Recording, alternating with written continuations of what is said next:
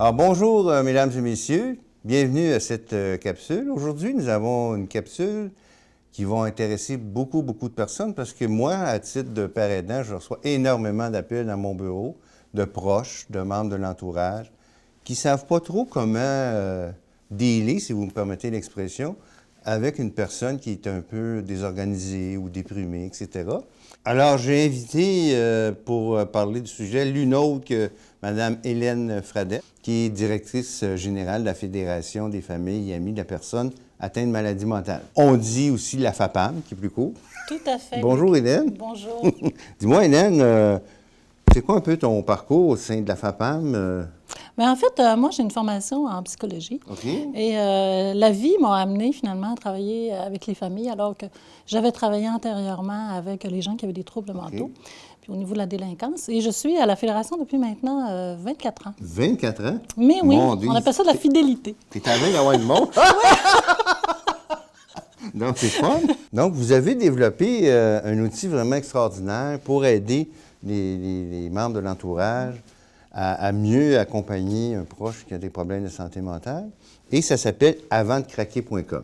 Oui. Est-ce que tu veux nous en parler? Avec plaisir. Oui. En fait, c'est un site web dans lequel on retrouve de l'information qui s'adresse aux membres de l'entourage, puis c'est des informations de base. Qu'est-ce qu'on fait quand mon proche, par exemple, est en désorganisation? Est-ce que je peux l'amener à l'hôpital? S'il ne veut pas y aller, qu'est-ce que je peux faire pour l'y amener? Et de l'information aussi sur les différentes maladies mentales, les symptômes, mais entre autres aussi pour que les familles puissent elles-mêmes vérifier leur niveau de détresse. Oh, OK. OK? Parce que les familles, quand elles doivent composer dans l'univers de la maladie mentale pour une première fois, la personne, évidemment, qui en est affectée est souffrante, mais la famille est complètement dépassée par les événements. Tout à fait. Donc, elle ne comprend pas qu'est-ce qui se passe. Elle vit beaucoup de culpabilité aussi par rapport à cette situation-là. Les gens se demandent qu'est-ce qu'ils ont fait. Et c'est pour ça, entre autres, que le site avantdecraquer.com a été conçu. Donc, pour favoriser la demande d'aide, pour amener les familles à nos associations. Ah, c'est merveilleux.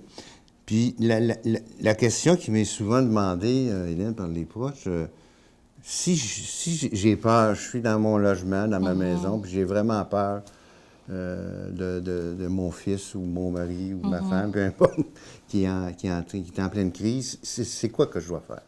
En fait, il faut appeler le plus rapidement une association de famille. OK? Il y en a dans toutes les régions du Québec, elles sont au nombre de 40. Et ces associations-là ont des intervenants qui aident les familles à se diriger, OK, dans des situations qui peuvent être, entre autres, par rapport à de l'agressivité d'un proche, mais aussi encore avec des problèmes familiaux qui deviennent inhérents à la problématique de la maladie mentale. Donc, c'est pour ça que nous, on fait des campagnes de sensibilisation depuis 1991 pour justement faire en sorte que les familles osent maintenant aller chercher de l'aide. OK? Il faut qu'elles dépassent là, cette petite gêne-là, cette petite culpabilité-là qui les habite. Donc, c'est sûr que le premier conseil, nous, qu'on donne aux familles, c'est d'aller chercher de l'aide. Il ne faut pas rester isolé parce que souvent, la personne est en détresse, mais aussi il faut faire l'équation que la famille l'est également. Donc, on a affaire à deux personnes ou à deux dynamiques qui sont en détresse de façon différente, mais qui ne peuvent pas s'aider l'une l'autre. C'est ça, donc tous les deux ont besoin d'aide. Tous les deux ont besoin d'aide. Excellent. Aider un, c'est aider l'autre, en fait. Hein? C'est des vases tout à fait communicants. Donc, peu importe le degré de détresse, avantdecraquer.com peut nous orienter vers des solutions applicables. Là. Oui, tout à fait.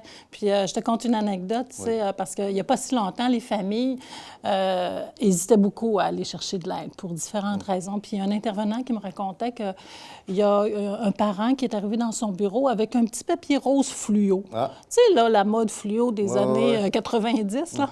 Ça faisait 10 ans que la dame traînait le numéro de téléphone dans son sac à main. Oui, mon Dieu. Oui. Puis un jour, elle a décidé de passer, tu sais, de franchir le pas pour aller demander de l'aide. Et ça change la vie, tu sais. Ça change la vie des familles, mais ça change aussi, je dirais, la vie de la personne qui a un problème de santé mentale. C'est ça qui est fondamental. Oui. Bien, écoute, Hélène, il ne me reste plus qu'à te remercier. Écoute, tout le plaisir est pour moi, mon ami. Et on invite les gens à les consulter avantdecraquer.com. Merci.